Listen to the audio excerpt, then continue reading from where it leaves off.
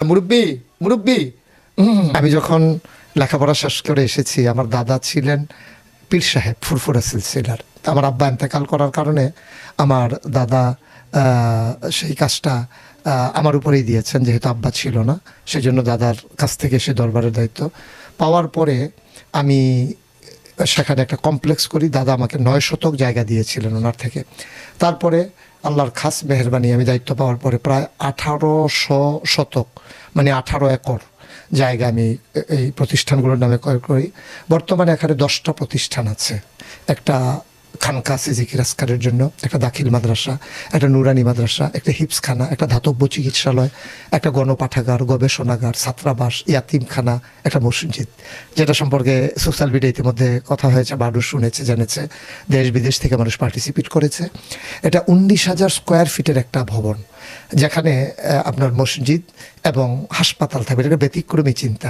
আমি চিন্তা করেছিলাম যে মসজিদ তো সবাই করে, মসজিদ সব জায়গায় হয়, কিন্তু বাংলাদেশের অজপাড়াগায় নিবৃত পল্লীর খেটে খাওয়া মানুষগুলো, যে মানুষগুলো জীবনে বৈষম্যের শিকার, আজকে বৈষম্য বিরোধী আন্দোলনে বাংলাদেশ যখন স্বাধীনতার স্বাদ ভোগ করছে, যেন সেই জায়গায় যেন চিকিৎসার ক্ষেত্রে বৈষম্যের শিকার হওয়া না লাগে, এজন্য আমি নিচতলায় হাসপাতাল আর দোতলায় 3তলায় মসজিদ করেছি, যেখানে 6,000 লোক একসাথে নামাজ পড়তে পারবে।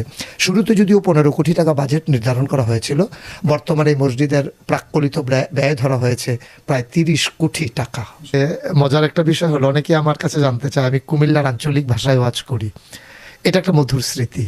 আমি যখন ঢাকা থেকে এবং কুষ্টিয়া ইসলামী বিশ্ববিদ্যালয়ে লেখাপড়া শেষ করে যখন আমি আসি, তখন আমি প্রমিত বাংলায় শুদ্ধ করে করেই কথা বলতাম, ওয়াজের ময়দানেও। তখন আমার যারা হিতাকাঙ্ক্ষী, শুভাকাঙ্ক্ষী গ্রামের মানুষ, ওরা বলতেছে যে হুজুর আপনি এভাবে কথা বলেন, মনে হয় যেন দূরের কোনো মানুষ, আপনি আমাদের মানুষ, এরকম মনে হয় না।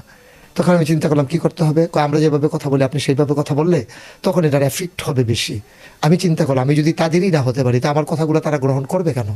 তখন আমি আমার মতো করে একেবারে অজপাড়াগে যেমন করে কথা বলে, সেই ছোট্টবেলা যেমন করে কথা বলতাম, মানুষ এখনও কেমন করে কথা বলে, এগুলো শুনে শুনে দেখে দেখে আমি এখন কুমিল্লার আঞ্চলিক ভাষায় কথা বলতে গিয়ে এমনই হয়েছে যে মানুষ, আমি যেখানেই যাই, যেমন আমাকে কুমিল্লা সিটি কর্পোরেশন আওতায় এক জায়গায় এক মাহফিলে দাওয়াত দেওয়া হলো। তা আমি যখন একটু সুন্দর করে গুছিয়ে গুছিয়ে কথা বলছিলাম, পুরা প্যান্ডেল থেকে একটা চিৎকার আসলো, হুজুর এভাবে না, ওই রকম। তখন আমি বুঝেছি তারা ওরকম কথা শুনতে চায়। তা আমি মালয়েশিয়াতে যখন গিয়েছি, দেশের বাইরে যেখানেই গিয়েছি, ওরা আমার ওই রূপটাই দেখতে চায়, ওই কথাগুলোই শুনতে চায়। এটা আমার জীবনে আমি মনে করি আমার জন্য সবচেয়ে একটা মধুর স্মৃতি এবং সকলের একটা অকৃত্রিম ভালোবাসা। আমি সাধারণত যেখানে আলোচনা করি, আমার একটা অভ্যাস কি, আমি চেষ্টা করি সবগুলোকে মানুষকে বসিয়ে রাখার জন্য। বিশেষ কোনো প্রয়োজন, এটা তো ভিন্ন কথা, আপনার প্রয়োজন লাগতেই পারে, আপনার কোনো জরুরি কাজ হতে পারে, কিন্তু অযথা উঠে যাওয়া এটা আমি কখনো অ্যালাউ করি না। মাহফিলে এটা আমার কাছে খুব দৃষ্টিকটু মনে হয় যে আমি কথা বলবো, আপনি উঠে গেলেন, তাহলে কি আমার কথা পছন্দ হলো না? আমার কথাগুলো কি আপনার কাছে ভালো লাগে নাই? আমার কাছে নিজের কাছে কেমন যেন একটা বিব্রত বোধ করি আমি। তো আমি কাউকে যখন উঠতে দেই না অযথা। তো এক মুরব্বী যখন উঠে যাচ্ছিল, তখন আমি মুরব্বীকে ডেকে বলছিলাম, মুরব্বী বয়সে তো মুরব্বীকে তো আমরা মুরব্বী বলি, তাই আমি এটাই বলছিলাম, মুরব্বী মুরব্বী, মানে যাওয়া যাবে না। এইটাকে মানুষ এভাবে গ্রহণ করবে, এভাবে নিয়ে নেবে, এটা আমি বুঝি নাই। এই কথাগুলো আমার সবগুলো আগের কথা।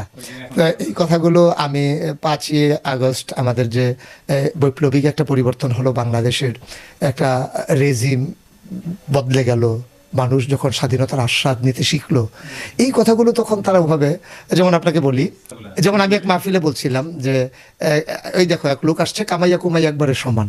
তো এর মানে আমি কিন্তু ওনাকে ইন্ডিকেট, এই এখন যে বর্তমানে সালমান এফ রহমান দাড়ি কামাইছে এই জন্য বলি নাই, বলছিলাম অনেক আগে, কিন্তু এই কথাটা এখন তো ওটার সাথে হুবহু মিলে গেছে। এখন মুরব্বি দিয়ে আমি বলছিলাম অনেক আগে, এখন মুরব্বি শব্দটা দিয়ে মানুষ সাবধান করতে পারছে।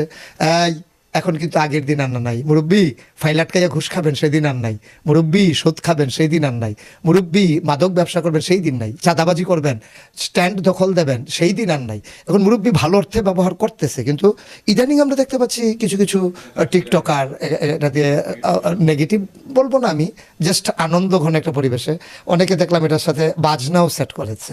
এটা অনাকাঙ্ক্ষিত, এটা আমার দৃষ্টিতে কাম্য না।